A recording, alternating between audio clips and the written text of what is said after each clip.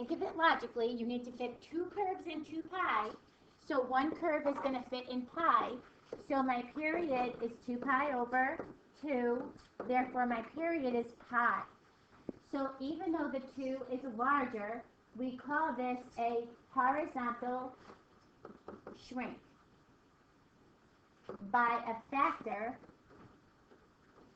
So if I went from 2 to 1, what did I do to get from 2 to 1?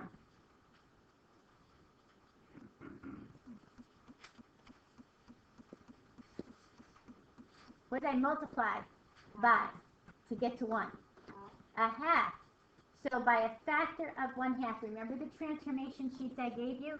They all said by a factor of, put it over a fraction, swap it over, like take the reciprocal fraction. Make it make sense to you first. So now, did I tell you where you had to graph this? No. Okay, so let's just start with your 90s.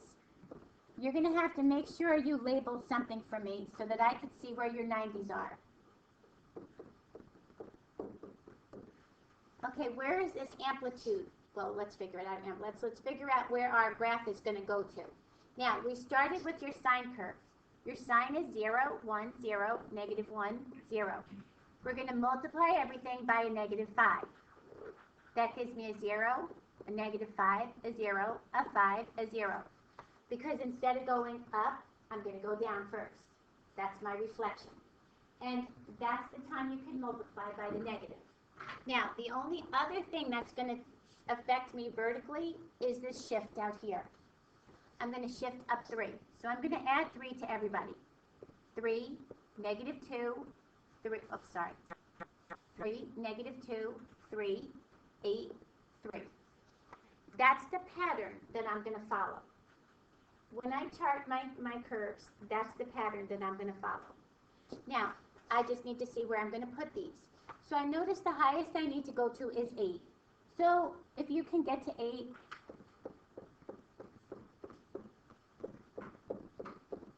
okay, get to 8. And just tell me that this goes by ones. Try not to set your axes by anything other than 1 because it distorts your graph a little bit.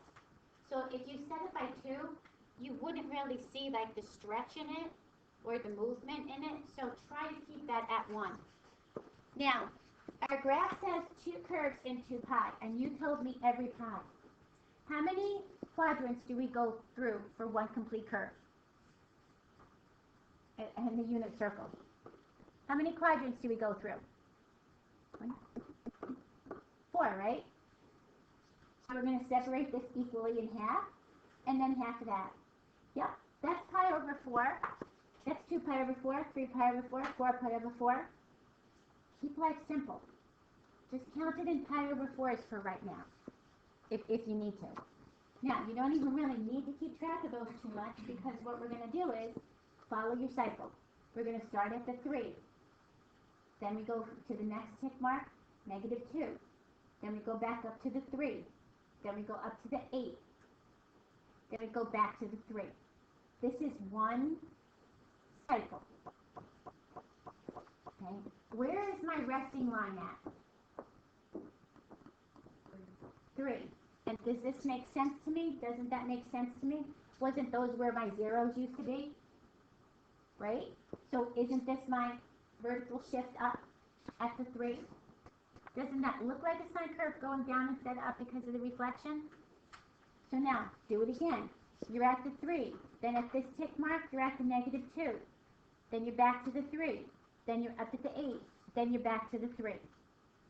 Do I really need to keep track of my tick marks? Say, yeah, this is every pi over 4? Just separate your quadrants. Right? You need 4 quadrants to make a complete cycle. And you could do the negative side like that if you wanted to. I probably just asked you to go from one complete cycle. So if you went from 0 to 2 pi, it's fine. Does this make sense? Yes? No? Can you do this? Okay. All right. The next guy. Let's graph this together. Then I'll go back to the answer page. Because I want to make sure you get the graphs. All right. What does this tell you?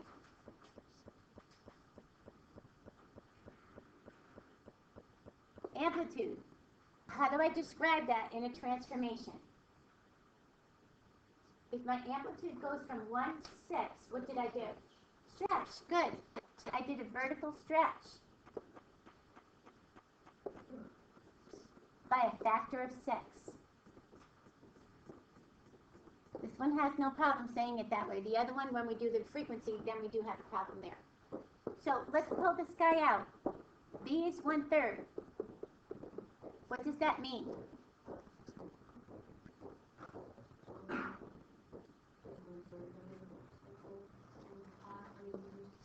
Okay, I do 1/3 of the cycle in 2 pi. So let's just think this out with me. So if I went another 2 pi, how much of the cycle, how much would I have done?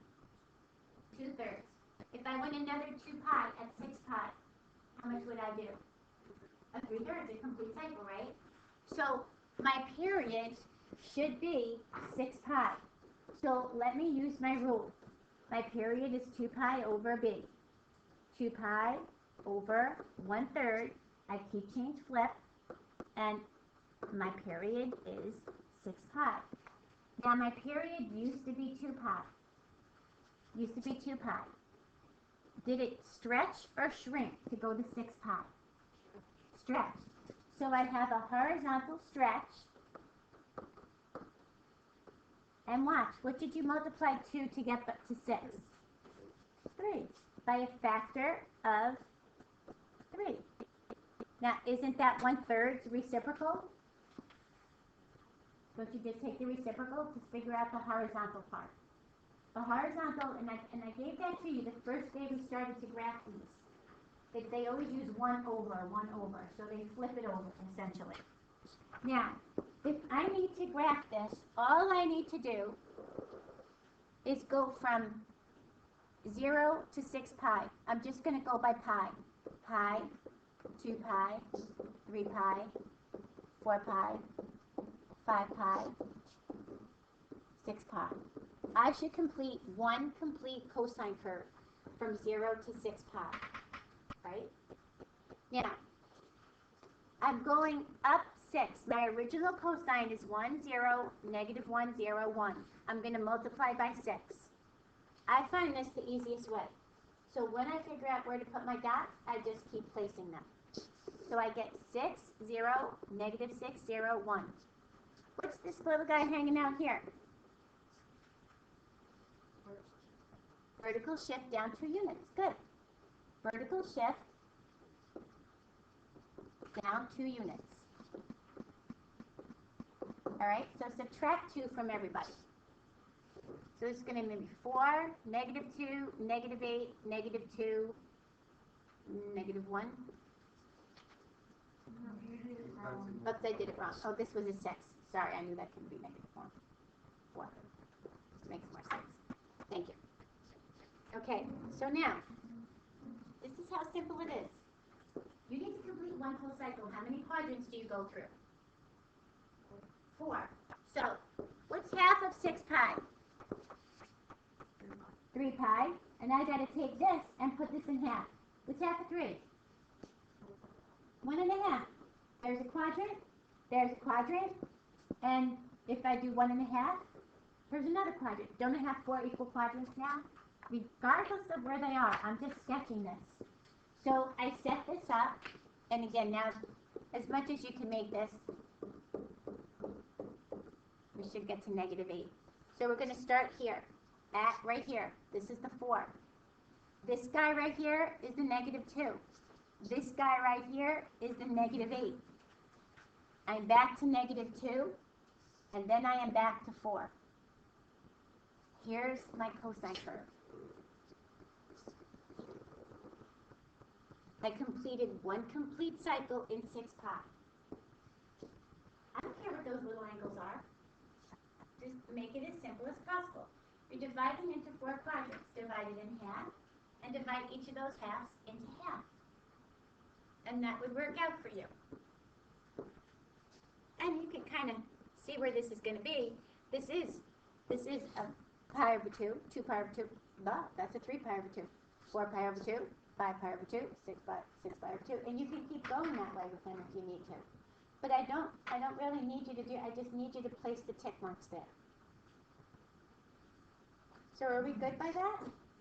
Yes? Does this make sense to you? Can you do this? Okay. All right. Let's go back to the other one.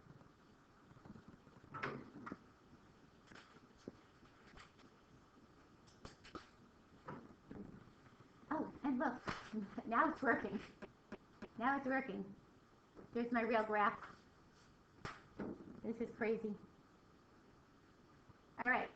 I like these questions because I just find that they're putting applications to these things. You use sine curves in music. They use sine curves when they send out radar. You know, like when a submarine is looking to see how far off the ground they are. They send out radio waves. They send out sine curves. They send out the waves to see how far away they are. In music, you use a lot of sine curves in your things. And if you're changing your amplitudes, that's making something louder, right? When you change an amp on something, you amp it up, you make it louder. So you're changing your amplitude, and you make it softer. If you change your frequency, you're changing the pitch, how high-pitched it is, how low it is. So you're actually using these. So if you're taking a look at this, just to see, I want to stretch this vertically. This is going to affect my amplitude. Oops. This is going to affect my amplitude. So now I know I have an amplitude of 4. I can get rid of this guy. I can get rid of this guy. I've shifted 7 units to the left. That means inside my parentheses, don't I need to go the opposite way? So I'm looking at this guy so far, not this guy. And I shifted up 11 units. Isn't that my plus 11? I wouldn't ask you to graph this. I don't need you to graph it. I just needed you to match it up to see where they're going to. Just another way to look at it. I think it's kind of helpful. Okay? Again, same thing. I compressed it. They call this a compress, a vertical shrink. But it probably makes more sense to say compress, right? Rather than stretch it out. Compress it down. So I'm looking for something with a 1/2. There's a 1/2. There's a 1/2. I get rid of these guys. I shifted 10 to the right. So inside the parentheses, what's it have to say? Minus 10. So I don't want this guy. It's looking like this guy. And I shifted down 5 units. Oh, sorry, this guy. And my down 5 units. This guy. Good? Okay, here's a water wave. This is a regular wave following this curve. A wave is created in a wave tank. It has an amplitude of 4 and a period of pi over 7. Write the equation as a sine curve. So first of all, everybody has to be sine. I have to have an amplitude of 4. So everybody has to have a 4 in my front. Nope. 4 in the front, yes. Nope. So between one of these guys. And it has to have a period of pi over 7. So if I took 14, you even just plug these in. 2 pi over 14, if I reduced it down, isn't this pi over 7? So it would be this guy. Again, a water wave in a tank has a 2 amplitude. Get rid of anything that doesn't have a 2. And a period of 2 pi over 5. So take the ones and you could work it backwards if you like, or you can just, you only have 2 to try. Plug in the 2. So if that's 2 pi over B, 2 pi over 5. There's your answer on the letter G. Feeling these okay?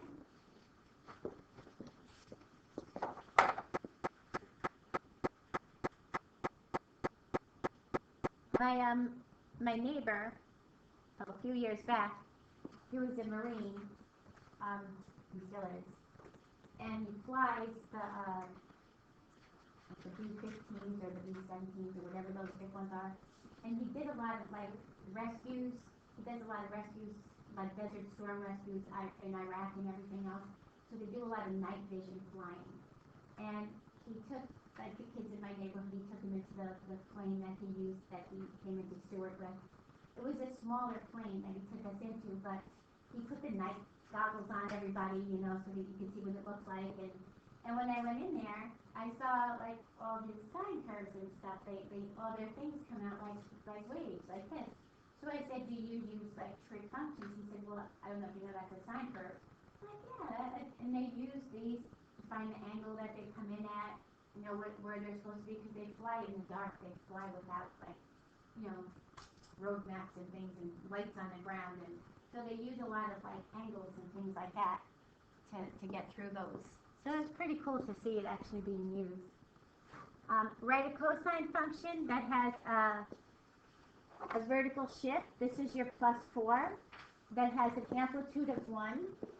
If it has a period of pi, if your period is pi, and this is equal to 2 pi over b, if you cross multiply, you can cross multiply and figure out what b is, pi b. So therefore, what is b? 2. If you think about it logically, if the period is pi, how many pi's are in 2 pi? 2. There's your frequency. Your phase shift, a phase shift is a little tougher, and we'll talk about a phase shift. Your phase shift is C over B. So your C over B has to come out to this. You know that your B is 2. So if you cross multiply this, you'll find out what your C is. Now, I won't ask you to graph one like that, but you have to know that your phase shift is C over B. We'll graph one with the phase shift in a minute, after this is over. What affected your phase shift was the fact that B was not 1, and a vertical shift of 4. I wouldn't give you that hard of a one on your test, but just so that you know how to do it. Okay, and again, here's your sine curve. Your amplitude is a 4. You shifted, vertical shift, there's your 3 down. Your period is now 4 pi. So how much did you complete of it in 2 pi? If it took you 4 pi to complete the whole thing, how much of it did you complete in 2 pi? Half of it. There's your B. There's your B as 1/2.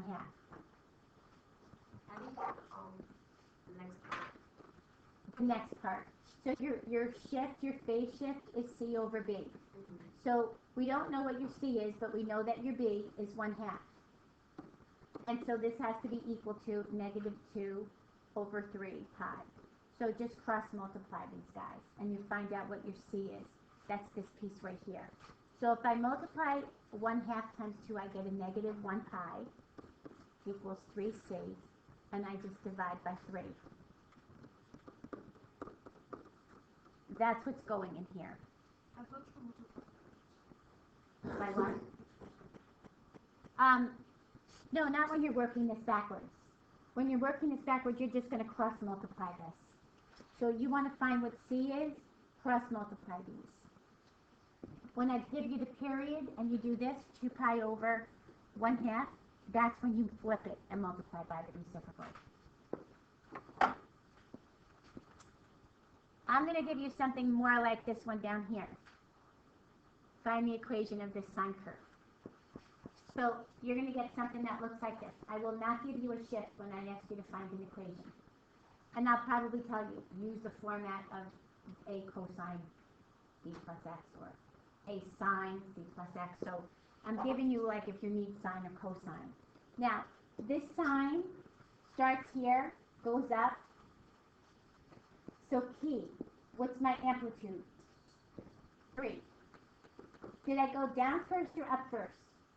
So we're going to be something with a +3 sine something. Now, I notice this is pi, not 2 pi. So I did the whole entire cycle in pi. So if my period is pi, and I did 1 in pi, how many do I do in 2 pi? 2. That's my B. So now I know my A and I know my B. There's my equation.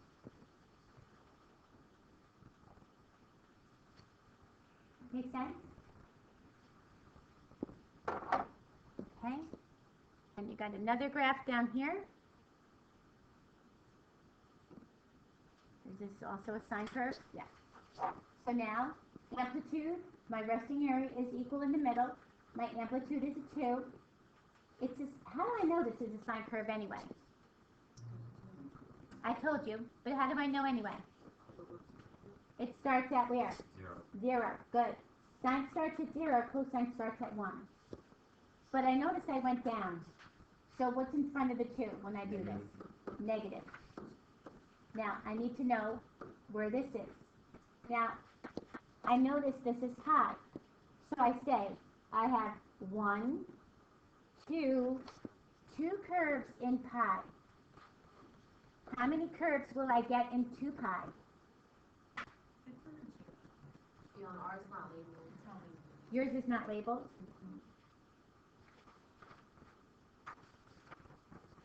What did yours look like? It has mine. Yeah. Oh, and it had no, so you had no way to know. I wonder why, because mine came out. So you probably couldn't figure out where your things were. But if we do this, how many curves will be in 2 pi? 4. So B is going to be equal to 4. So there's your answer. Sorry about that. I don't know why that didn't print out. Probably this word thing is giving us so much trouble. So if I pulled it up in Word and tried to print it, that's what probably happened. Is that the end of it? Yeah. Okay. Now, what I want to do is graph something with a shift in it.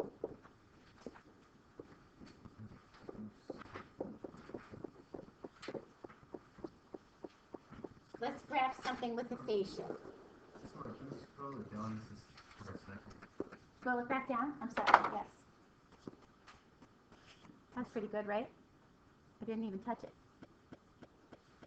Oh, now we're not working. Oh, yeah, no, see, this is Word is messing with my graph, my thing.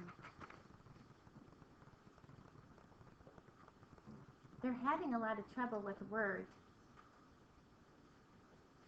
This one, Jeremiah? Yeah, that's it. Okay. I'm going to have to rewrite that because it changed my letters. They suggested for the time being I put it in a PDF and see if that helps, but I don't know if it will because I still have to go through Word to get there.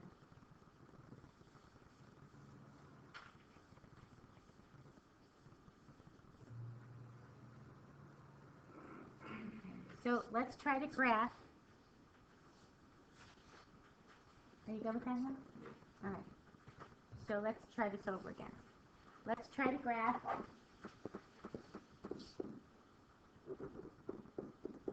x minus pi over 2. This is a phase shift.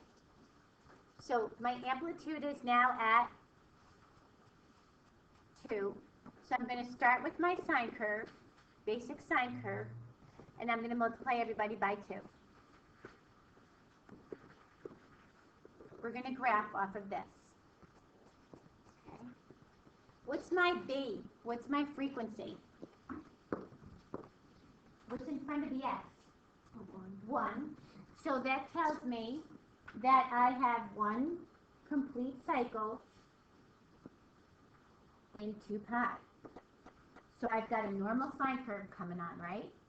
If I didn't have a phase shift, it would start at the 0, and you'd see the little up and then down, and it would stop at 2 pi. It would be a normal curve. But I threw a phase shift in here. So we have a phase shift, and you need to say it like this. It goes the opposite way, right, pi over 2. That means I need to start this graph at pi over 2, not at 0. Instead of going to the 0, shift over to pi over 2 and start my sine curve. Now, another way to tell algebraically where my first complete cycle is, 1 complete cycle, normally my 1 complete cycle is from 0 to 2 pi. So I take this side and I set it equal to 0. And I want to see where it stops, so I set it equal to 2 pi. I just solve for x, so I add pi over 2. Oh yeah, we said it would start at pi over 2. And I add pi over 2 to my 2 pi. Since this is a fraction, I convert this to 2's. I double. So what's 4 pi over 2 plus 1 pi over 2? 5 pi over 2. So my complete cycle is going to start at pi over 2 and go to 5 pi over 2. If I subtract this, I get 4 pi over 2, which is 2 pi. Isn't that the period of this curve since frequency is 1? So I lay this out basically the same. Normally you start with your 4 quadrants. But I need to start it, instead of at the 0, I need to start it at pi over 2. I need to start right here. So it's going to force me to go 4 quadrants. 1, 2, 3, 4. This actually is 5 pi over 2, isn't it? 1 pi over 2, 2 pi over 2, 3 pi over 2, 4 pi over 2, 5 pi over 2. So my sine curve is going to say at the 0, then the 2, then the 0, then the negative 2, then the 0. Now all I got to do here is work myself backwards. At the 0, at the negative 2, at the 0, at the positive 2. Just work yourself backwards. But this is where I started. And this is where I ended. And didn't that give me one complete cycle? Okay? I wouldn't ask you anything more than something like this, or shift it pi units over maybe.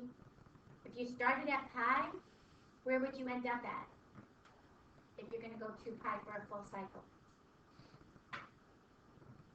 If you started something at pi, instead of 0, it used to be 0 to 2 pi, you started at pi, where would you end up at? 3 pi. At 2 pi set, right? You just have to go 2 pi. I won't change the frequency at the same time. But I'm going to ask you for one complete cycle. Okay? Let me, we said tangent and secant. Tangent is here. At the 90, we can't use this. At the 270, we can't use this. At the 3 pi over 2.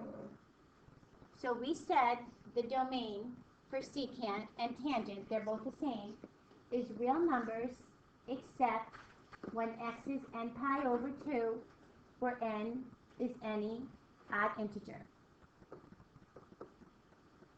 Agree? So that's these equations.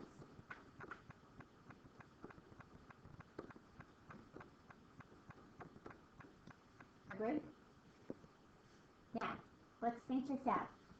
If I change the tangent,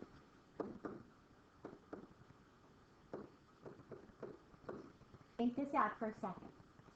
I'm going to put the period for tangent. Tangent works a little different. Its period is pi. Notice it goes from negative pi over 2 to positive pi over 2, right?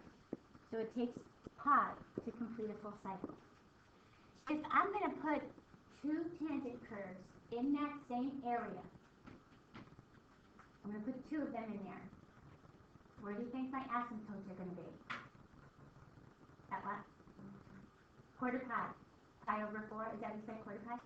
Pi over 4. So if it's at 90, and I'm going to have to put 2 in here, I'm going to divide that in half, right? So I'm going to have something that's going to graph like this. Instead of pi over 2 and negative pi over 2, I'm going to put an extra one here, at pi over 4. So now I'm going to go like this. I'm going to be doing these guys. Doing those guys. So we said an easy way to tell this is to take this and to set this in place of this. So I'm going to do this. 2x is equal to n pi over 2, where n is any odd integer. I carry this with me. Now I just need to solve for x. So I'm going to cross multiply. I'm going to divide by 4. And it's exactly what Benicia just told me. Where n is any odd integer. So I'm going to be at the 45, at the 90, right? At the 1 pi over 4, at the 3 pi over 4, the 3 pi over 4, not at the 90, at all the odd integers of, oops, sorry, it should be a 4. Okay, so remember when we did this? And we set these equal so that you can tell me where they are? If we did a cosine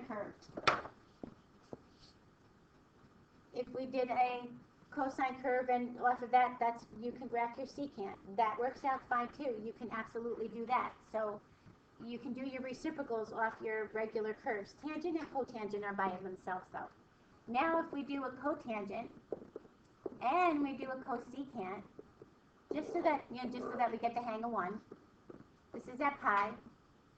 Your cotangent says, here's your asymptotes, and it's going to go this way. So I noticed at the 0, at the pi, at the 2 pi, at every pi, we have an asymptote. So these domains, and it works for cosecant, says real except when x is n pi, n is any integer. You only have 2 to remember. And the nice part is, a nice way to remember it is, both of the c's work the same way. I find cotangent and tangent the easiest ones to graph. Because a secant and a cosecant, you got to graph off the cosine curve and look at your zeros, and you can absolutely do that. But if you can remember that the 2 c's go together, they work the same. The tangent and the secant work together. So now, if I tell you this, I have the cosecant of 1/2 x, and you want to give me the domain, you take this 1/2 and you substitute it into here. 1/2 x is equal to n pi. So to get rid of the 1/2, what do I have to multiply that by? 2. I multiply both sides by 2, and I keep the same qualifier.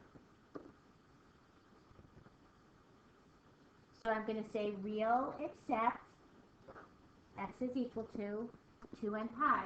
And when we did this out the other way, we said it looked like they were at every even. And I said if you did say to me n pi at every even, I wouldn't mark it wrong. But if you keep this the same, that's where the 2 came in. Remember when we did it, we came out with it even. We said it was at the 0, at the 2 pi, at the 4 pi, at the 6 pi. And we said n pi was even. We really never have a qualifier for an even. We either have an odd or an every. So I wouldn't mark it wrong, but I would kind of like you to stick to this part. Are we okay with these? Yeah. So then if